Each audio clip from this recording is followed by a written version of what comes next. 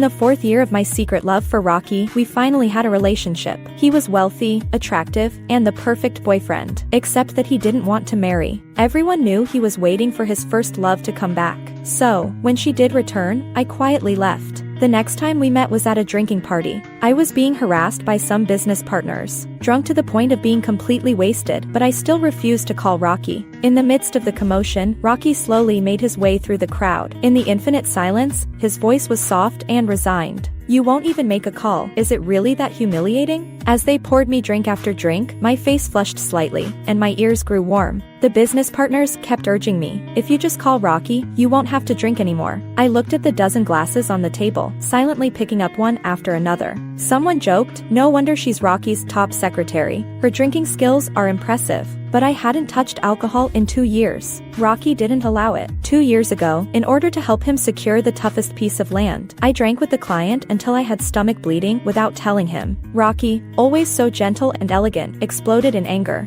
After that, the company implemented a policy banning female colleagues from drinking at business events. He was smart, sharp, and proud, attracting secret admirers, myself included. But everyone knew Rocky had a first love living abroad. Even after they broke up years ago, he was still waiting for her to return. I thought my unrequited love would eventually end without a trace. But I never imagined we would actually have a relationship. During that hospital stay, Rocky visited me every day. Each time, he stayed for 2 hours. He didn't talk much, just sat beside me with his laptop, working. I tried to convince him to go back to the office, but he said, "My secretary is here. Going back to the office would be inefficient." I pulled a long face. "Boss, I'm a patient." He was momentarily taken aback, then chuckled. "Who are you calling a tyrant overworking a patient?" Having been by Rocky's side, I had seen many elite talents, but no one had his carefree attitude, which made me fall for him even deeper. He didn't know that I had been in love with him for 4 years. It started in my sophomore year when he came back to the university as a distinguished alumnus to give a speech. On the podium, he was full of confidence, every gesture exuding charm. After the speech, I gathered the courage to approach him and hand him my resume. He didn't reject me due to my lack of experience. Instead, he encouraged me to give it a try. With just those 2 sentences, I threw myself wholeheartedly into his world. At first, I was just an assistant in the secretary department, but after passing several rounds of screening, I became his trusted aide. But he didn't remember me. Half of the drinks on the table were gone, but I was nearing my limit. The business partner persisted. "Haley, everyone says you're Rocky's favorite secretary. If you call him, he'll come right over. Why be stubborn?" I responded with a question. "So if I finish these, you'll sign the contract?" "Of course. My word is my bond." "All right."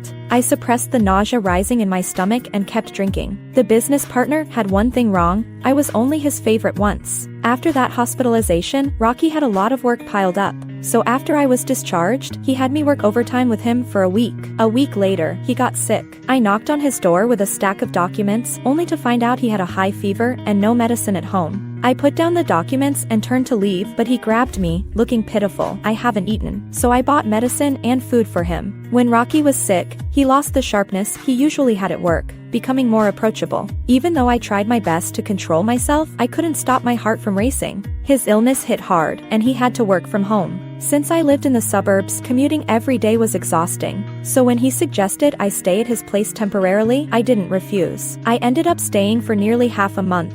He didn't ask me to leave, and I didn't want to. The day that shattered our peaceful arrangement, Rocky had been drinking a little too much. When we got home, I told him to sit on the couch while I made some hangover soup. "Haley." I turned around to see Rocky standing behind me, his face flushed, ears red. I kept stirring the soup. "It'll be ready soon. Go sit down." "Haley." He stepped closer, calling my name again. Sensing something was wrong, I looked back, sighing. "How much did you drink?" He shook his head. "I didn't drink."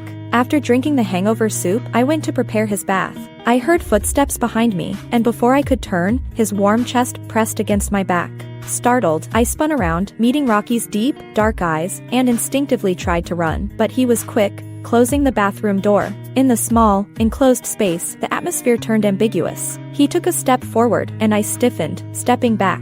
He kept moving closer, and I retreated until my back hit the sink, no escape. He trapped me in front of the sink, his voice low. "Is it okay?" I didn't respond, nor did I refuse. A selfish part of me knew this was my best chance to get close to him. But what about after tonight? Knowing Rocky, we wouldn't even remain as colleagues. I bent my knees, sliding down slowly. Rocky seemed puzzled at first, but when he realized I was trying to escape under his arm, he grabbed me and, without a word, kissed me. I clutched his sleeve, hearing my heartbeat magnified. I struggled for a moment but soon surrendered, closing my eyes. When our clothes fell to the floor, I had already planned when to make my escape, but I didn't get the chance. As soon as I got out of bed, he pulled me back, burying his face in my neck.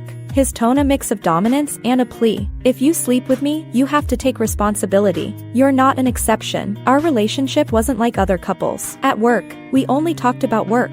But no matter how busy we were, he would always take one day a week to spend with me. We did everything normal couples do. He was handsome, rich, and great in bed, but he also provided emotional support. These past 2 years have been some of the happiest times of my life.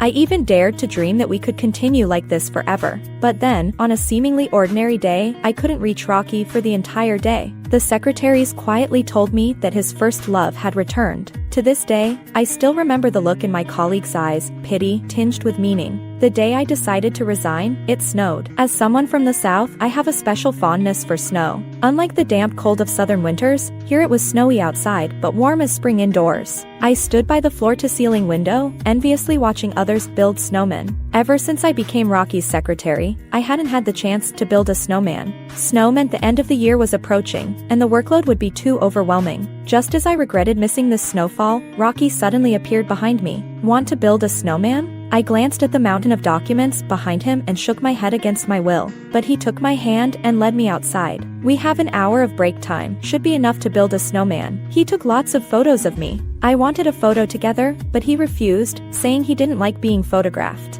That evening, I accidentally found a thick album in his drawer. Every single photo in it was a couple's photo featuring Rocky and Serena. In those pictures, Rocky looked younger. He posed in all sorts of cute ways with Serena, showing no trace of impatience. So, my boyfriend didn't dislike taking photos, he just didn't like taking them with me. I thought if I were less professional or if he spoiled me just a bit more, I might have demanded an explanation while holding that album, but I didn't. I just calmly put the album back where it was, pretending I had never seen it. Later that evening, when I was sorting through photos to post on my social media, I saw a post from one of Rocky's good friends. I knew only Rocky would do something as silly as building a snowman with Serena. There was a picture of Rocky and Serena embracing in front of the snowman. Only then did I realize that after parting with me that night, Rocky had gone to see Serena. They were smiling effortlessly for the camera. A handsome man and a beautiful woman, perfectly matched. For the first time in 2 years, I had the thought of leaving him. When did I make the decision to leave? It was probably the day Serena came to the office. Rocky, who usually prioritized work, canceled all his engagements just to have lunch with her. I took my tray and found a corner in the staff cafeteria. Just as I sat down, I overheard the coworkers behind me mention Serena. Serena is still so beautiful. I heard she's back to marry Rocky. What's Haley going to do? Are you stupid? Rocky was just playing around with Haley. Now that the woman he's going to marry is back, of course, Haley's going to be cast aside. Look, ever since Haley hooked up with Rocky, they've had every meal together. Today Serena shows up, and Rocky ditches Haley. Isn't that obvious enough? Shh! Keep it down. Haley's right there. Well, facts are facts. Even if I don't say it, it won't change the reality that Haley's about to be dumped. The meal was tasteless. When I returned to the office, Rocky still hadn't come back.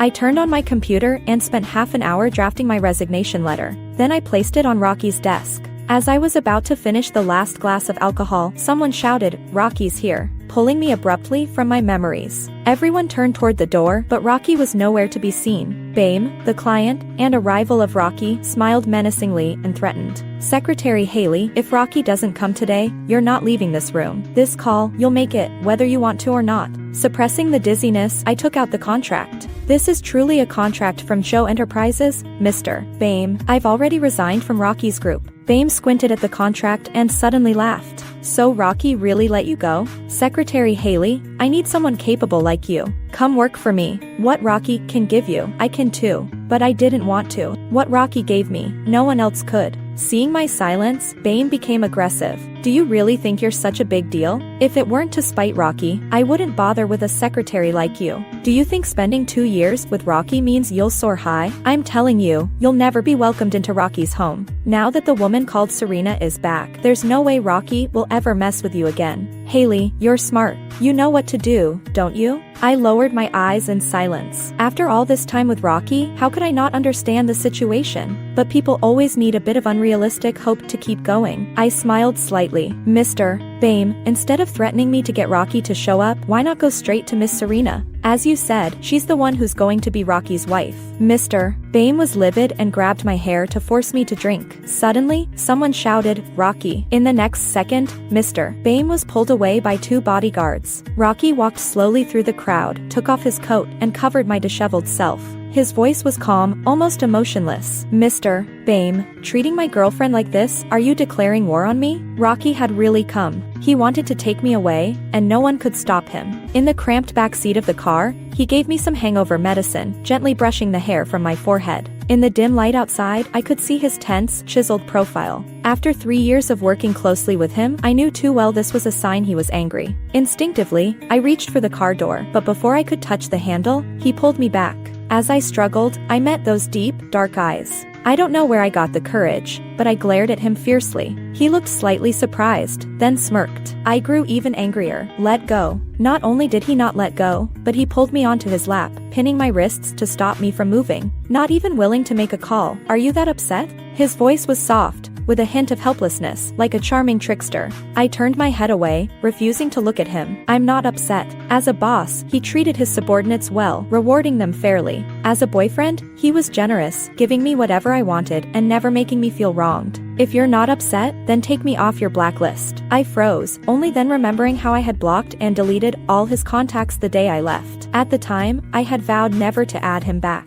But if I unblocked him now, wouldn't that undo all the emotional work I had done in these past few days? The cramped car was so silent it was almost scary. I don't know how long the silence lasted, but suddenly I heard him say, "Haley, do you want to marry me?" For a moment, I thought I had heard him wrong, but the cool touch on my finger told me I hadn't. Looking down, I saw a platinum diamond ring on my middle finger. "Why?" I asked. Rocky held my hand, his rough thumb gently stroking my palm. "Serena and I aren't what people say. She's the daughter of a family friend. We dated for a while, but realized we weren't compatible, so we broke up. She's been abroad for years, and now that she's back, she's unfamiliar with the situation here, so her father asked me to help her out. Haley, Serena's father, has done a lot for me. I couldn't refuse his request." His voice was sincere and heartfelt, the kind of tone that could make anyone believe him without hesitation. Reason told me I should reject him, but every cell in my body screamed to give us one more chance. So, under his hopeful gaze, I nodded. We ultimately couldn't successfully obtain our marriage certificate. When we reached the Civil Affairs Bureau, Rocky took a call. With a hint of apology, he said to me, "Today is Serena's father's 60th birthday. If we get the certificate now and then rush over, it'll be too late." He held my hand and added, "I'm all yours, I won't run away." He promised that we would postpone getting the certificate for one night and go to the bureau first thing in the morning. Rocky always knew how to sweet-talk me, and as he talked, I started to reassure myself. "I just resigned. We haven't broken up." He proposed, and I accepted. That's completely normal. It was just a matter of being a half day late. I could wait. Upon arriving at Serena's house, Rocky was called away. He asked me to find a place to sit and wait for him, saying, "Don't worry, I'll be back soon." After sitting for a while, a few girls arrived. They chatted loudly, indifferent to anyone around. "I heard Rocky has a girlfriend now. Do you think Serena will get engaged to him?" "Engaged? What engagement? You don't know? This party looks like a birthday celebration, but it's actually an engagement party." "No way. I just saw Rocky come in with his little secretary. They say they're getting along pretty well." "I heard Rocky is only with the secretary to pressure Serena to come back. Besides, Serena broke up with him just to spite him." Suddenly, someone pointed toward the dance floor and exclaimed, "Look over there. I told you, the first dance of the day is definitely for Serena and Rocky. Let's go." Following their gaze, I saw a pair of beautiful dancers in the center of the dance floor. They moved gracefully, gazing at each other with deep affection, as if no one else could intrude upon their connection. I never knew Rocky danced so well. Each step, every smile, was perfectly in sync. I could hear the envy and admiration around me, along with speculation about their upcoming wedding. Once, I was Rocky's top secretary, aware of all his daily schedules. Now, I could only wait passively like everyone else for the truth to unfold. When the dance concluded, applause thundered. I clapped as well. Rocky finally noticed me. His expression changed slightly when he looked over. I gave him a small smile. He paused for a moment, intending to walk toward me, but Serena held onto his hand. They exchanged a few hushed words, and I saw Rocky gesture as if to say he would call me before he left with Serena. I had already removed his contact information from my blacklist. Soon, I received his message. Something came up unexpectedly. I'll be back soon. I returned to the place where I had originally waited for him, but I kept waiting, and he never returned. As the party ended, I finally received a message stating that he was engaged to Serena. During the hour I waited for him, they completed their engagement ceremony. The internet was flooded with news about their engagement. Not long after the dance party, photos of them dancing went viral.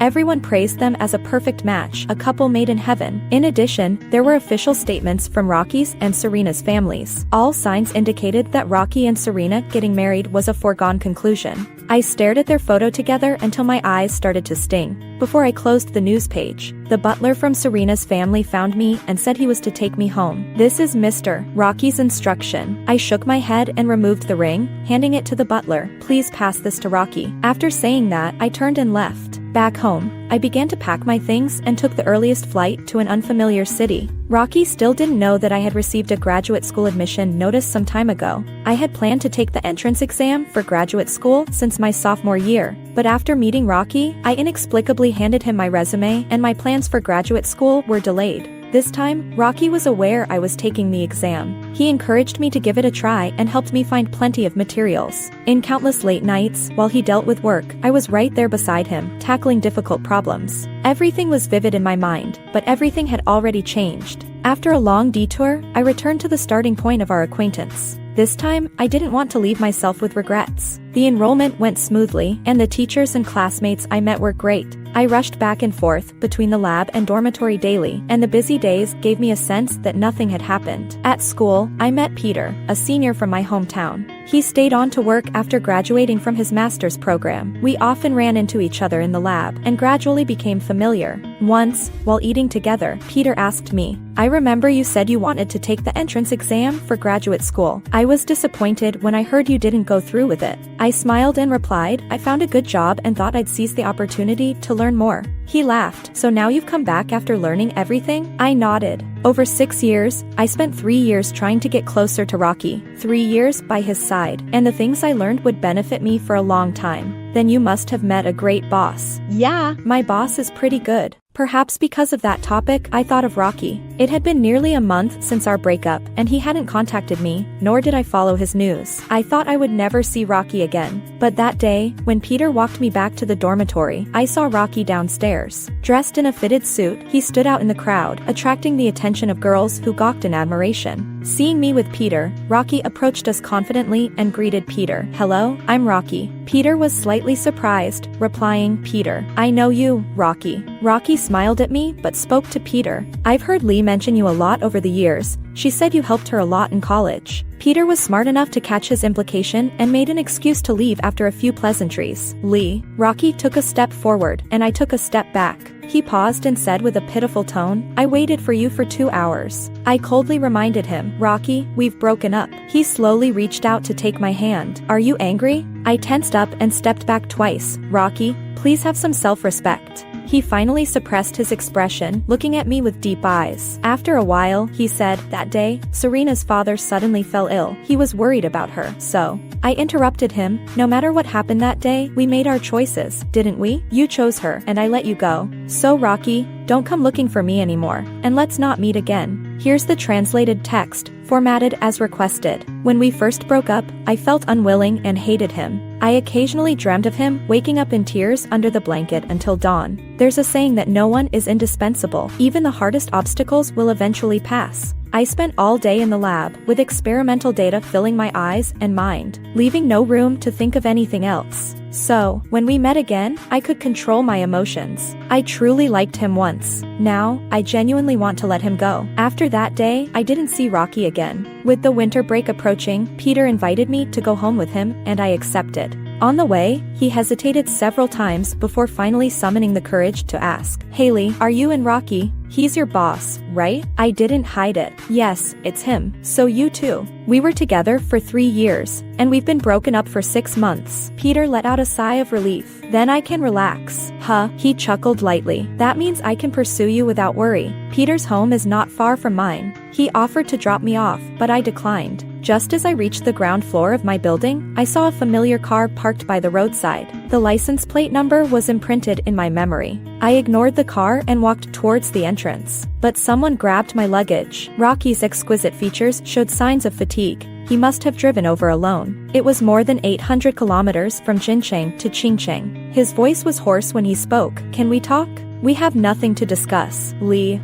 His words were interrupted by a voice. It was my mom. I called her when I was close to the neighborhood, and she came to pick me up. I didn't expect to encounter this scene. My mom is a sucker for looks. When she found out Rocky was my former boss, she welcomed him into our home with a beaming smile. She made dumplings, insisting that Rocky try her cooking. Unable to stop her, I followed along. Dad wasn't home, and after my mom went into the kitchen, only Rocky and I were left in the living room. I poured him a glass of water. "Rocky, after this meal, I hope we have no more ties." He reached for my hand, but I instinctively pulled away. Rocky's eyes were hurt. "I annulled my marriage with Serena. I've thought this through during this time. I want to marry you." I nodded lightly. "But Rocky, I don't want to marry you anymore." His expression fell apart in an instant, his handsome, clean-cut face paling. I stood up. "Let's part amicably." With that, I entered the kitchen to help my mom. She quietly asked me if he was pursuing me. I told her we were not a match. The class divide was too great for us to be together.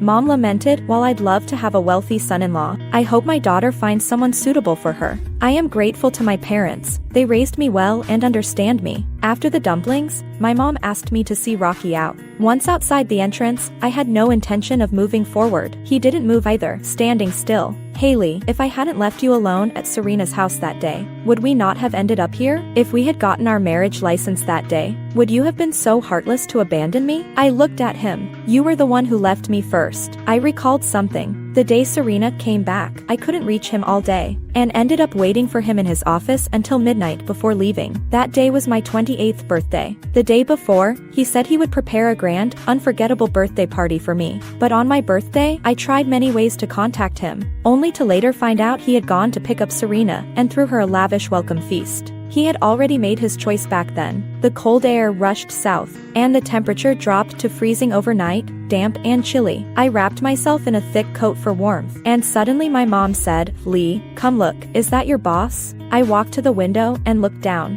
The familiar car was parked outside the neighborhood. Rocky, dressed too lightly, was carrying a hot drink toward the car. Dad came over to take a look and said, "This car has been parked here for 2 days. Is this Lee's boss?" "He's my former boss. I've resigned." Dad, being shrewd, sensed something wasn't right. Under his questioning, I honestly told him about Rocky, while concealing most of the facts. Dad said, "Good girl, a family like that isn't suitable for us. Go talk to him and let him leave. He's here for you, and if anything happens, we can't handle it." I put on my down jacket and approached Rocky's car. When he got out, his handsome face lit up with excitement. But in the next second, the color drained from his face, and his lips turned pale and tight. I said, "You are affecting my normal life. Go back, Rocky, don't trouble me anymore. Is there really no chance for us?" His voice trembled in the cold wind. I pointed to the red Ferrari 10 meters away. "Do you see that? She came with you the day you arrived. I can ignore her, but you can't. If you want to marry someone who loves you, Serena is the best choice." Rocky, usually gentle, clenched his fists and finally lost his temper.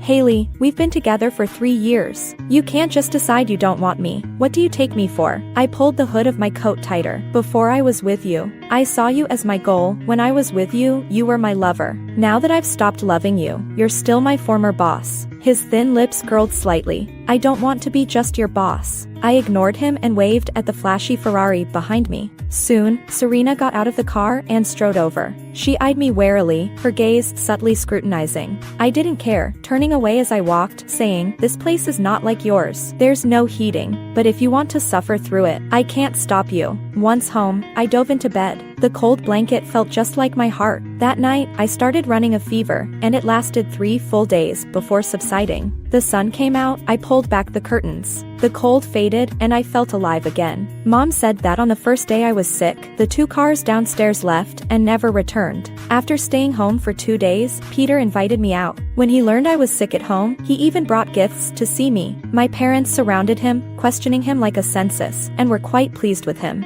After Peter left, my parents asked asked for my opinion. I said, I don't like him or dislike him, we can try dating. Peter was very happy when he found out. He assured me, I may be clumsy with words and not know how to say nice things, but I promise I will never let you suffer. The day before heading back to school, my mom handed me a velvet box. Inside was a platinum diamond ring. She said, I found this in the sofa seams. Your dad told me not to give it to you, but I think this is something you should decide for yourself.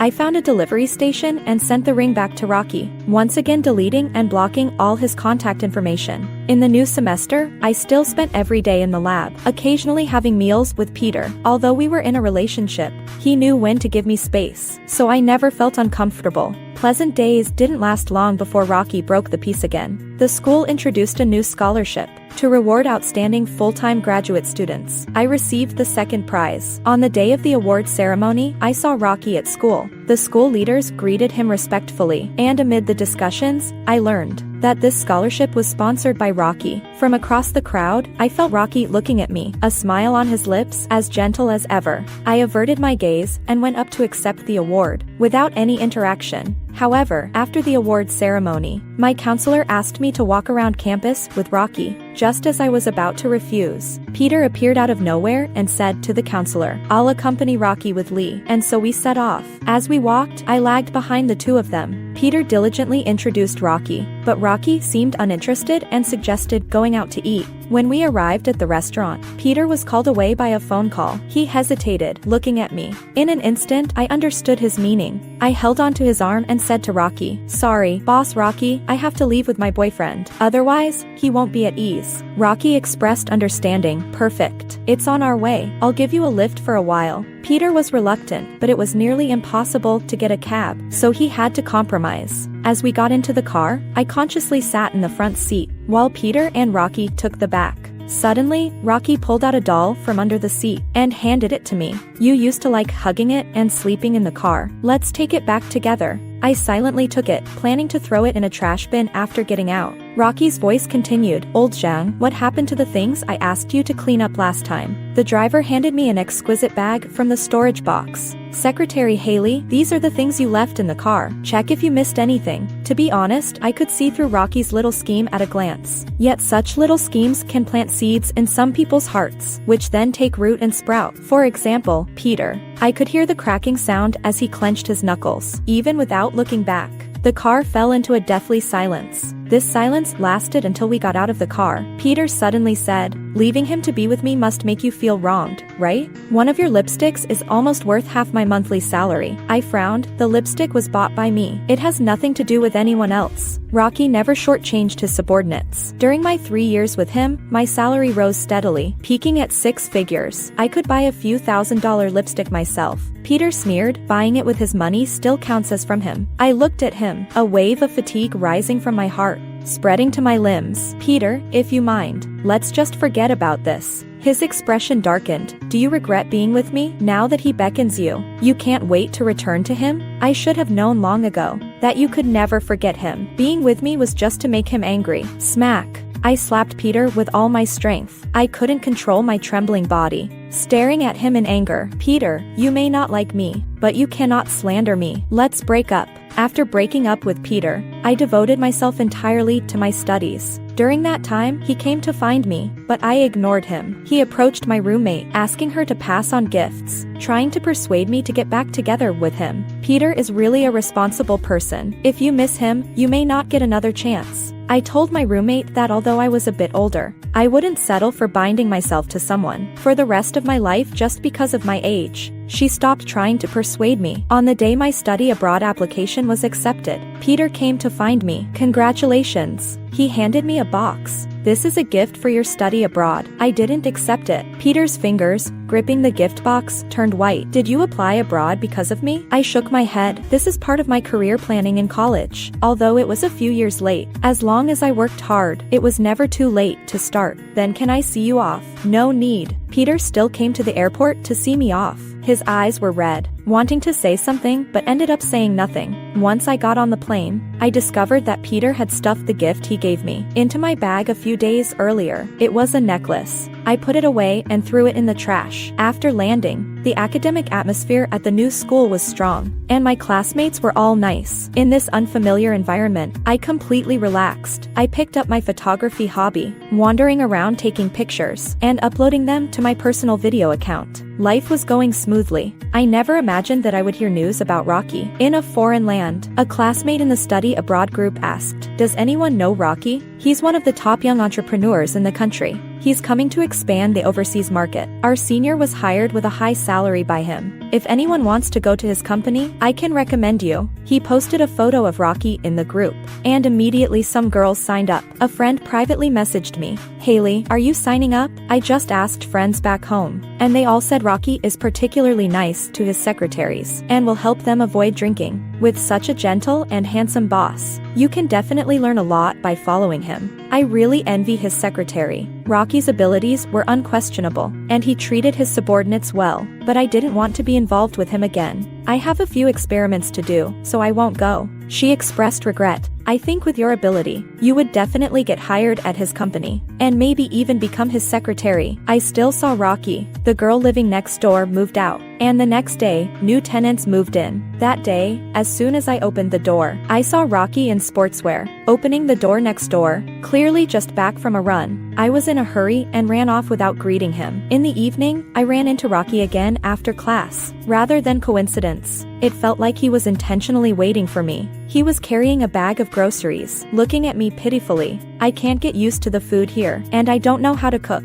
I haven't eaten for 2 days." I took a deep breath. "Rocky, just go back. There really isn't a chance for us," he replied gently. "I know, we're just neighbors now. Once the company here stabilizes, I'll go back home. This place is close to school, not expensive, but definitely not Rocky's first choice. He should be living in a luxurious apartment in the city center with 3 to 5 friends, living upstairs or downstairs, and a Chinese chef at home, rather than crammed into this messy little apartment." I didn't call out his lies, took the bag from his hands, and went into my room, shutting the door behind me. An hour later, I knocked on his door with the cooked Chinese food. He cautiously looked at me, holding the dishes. "Would you like to join me for a bit?" "No, I've eaten." Rocky was very busy, and I hadn't seen him for several days. Once I found a place, I moved in immediately. The noise from my move startled Rocky. He came out of his room, showing an uncommon look of shock. I handed him the recipe. "If you want to eat Chinese food, you can follow the recipe. If all else fails, just go back home." Rocky lowered his eyes. I couldn't read his emotions. As I drove away, I saw him standing by the roadside for a long time, until the car turned a corner, and I could no longer see him. I moved into a shared apartment with 2 international students. Rocky didn't follow me.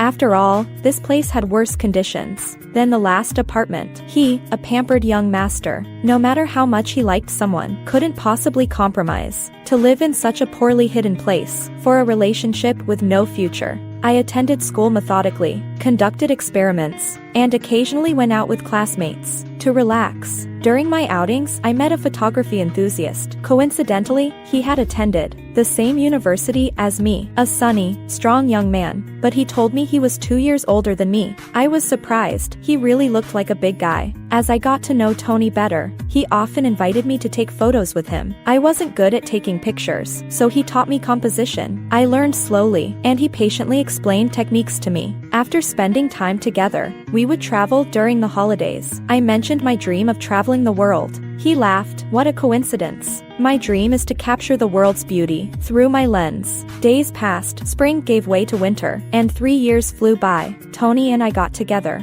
He was the one to propose. "I think we get along quite well. Would you like to try dating?" Being with him was very comfortable, and I didn't resist further developing our relationship. Trying was just trying. Surprisingly, we were in sync in many aspects. After returning home, we met each other's parents, and both sides were pleased. So we put our marriage plans on the agenda. On our wedding night, Tony was heavily intoxicated. He sat on the sofa, obediently waiting for me to bring him the hangover soup. Hales. Everyone called me Ali, or Haley, but he said he couldn't be like everyone else, so he came up with a Hales. I turned to look at him. His ears were very red, making one unable to resist wanting to tease him. "Hales," he called again, his voice needy and lingering. I brought the hangover soup to him, leaning in to see him. "Only 2 cups. How are you this drunk?" He raised 2 fingers. That's 2 bottles. Dad and I drank together. We were happy. I fell silent. He tugged at the corner of my clothes, softly coaxing. Don't be angry. I won't drink anymore. Please don't be mad, okay? I pretended to be fierce with him. Drink the hangover soup. Then go wash up and sleep. Oh. He drank the hangover soup and obediently followed me into the bathroom. As he hugged me in the bathtub, I heard his clear voice. It's been 10 years, Hales. I finally married you. I didn't have time to think deeply, as my senses took over my thoughts, and I fell into a deep sleep. I had a dream. I dreamed of the day I first met Rocky, lost and unable to find my classroom. In a moment of urgency, I randomly grabbed someone. Classmate, do you know where Rocky is giving his speech? The tall and handsome boy looked up, his face overlapping with Tony's face. I know, he said, but you have to be my model and help me take a photo for me to take you there. I agreed. At graduation, I received a photo under the cherry blossom tree. My smile was radiant. On the back of the photo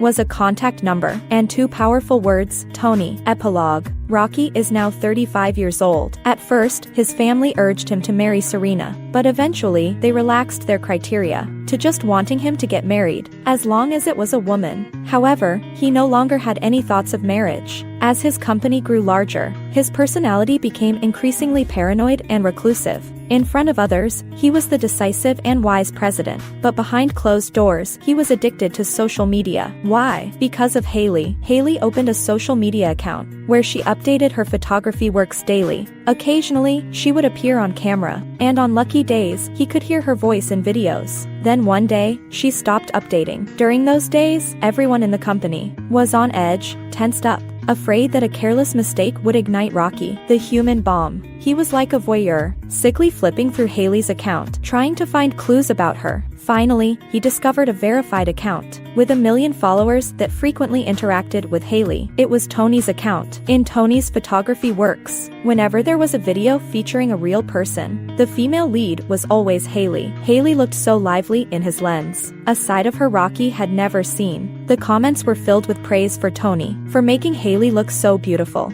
Sexy, stunning, pure, gentle. Rocky thought it was because Haley was so beautiful that Tony could achieve such results. He seemed to find a new spiritual anchor, visiting Tony's account daily. It was just another ordinary day. Rocky opened Tony's account as usual, only to receive a thunderclap of news. Tony and Haley were getting married. Rocky actually knew Haley was in a relationship, but he held on to a glimmer of hope, thinking Haley, having gone through him and Peter, couldn't possibly still believe in love. As it turned out, he was wrong. When Serena learned that Rocky would attend Haley's wedding, she took her husband along to mock him. Everyone else has moved on, but you still can't let go. Rocky, you were the one who was indecisive, which led to her leaving. Who are you trying to appear devoted to now? It's just about unwillingness, right? So what? She doesn't want you. Haley doesn't want you. Over the past 3 years, Serena had endured countless humiliations from him. Finally realizing that Rocky would never marry her, she turned and accepted her family's arranged marriage, quickly tying the knot.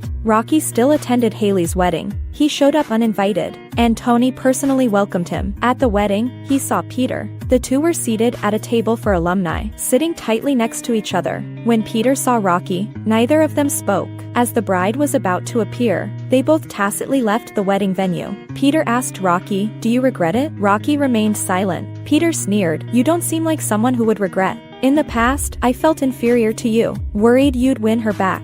Now seeing you in this situation, I feel relieved." Before leaving, Peter said to him, "Rocky, she was meant to be yours, but you pushed her away yourself. Don't disturb her again, she's very happy now." That day, Rocky fled in despair. He still opened Tony's video account in the dead of night, but Haley appeared on camera less and less, eventually disappearing for a long time. Rocky knew he should let go, but he didn't know how, until that day when a baby appeared in one of Tony's videos. That was Haley and Tony's child. Tony made a long video. The video began with a phrase, "Our 10 years." The first photo was of Haley standing under the cherry blossom tree, her smile youthful and bright. Then came another phrase, "After 10 years, finally found you." Next came the photos. Alaska, Rome, Santorini, Iceland, the Duku Highway, the prairie. They embraced in the glow of sunset. made wishes under the aurora, and ran on horseback across the prairie. By the end, Rocky felt his eyes sting. All these things he could have easily done with her. Yet he hadn't done a single one. The comments section was filled with voices of blessings. He also wanted to say a few words of congratulations, but after typing and deleting, not a single word was written. From that day on, Rocky deactivated his social media account and never opened social platforms again.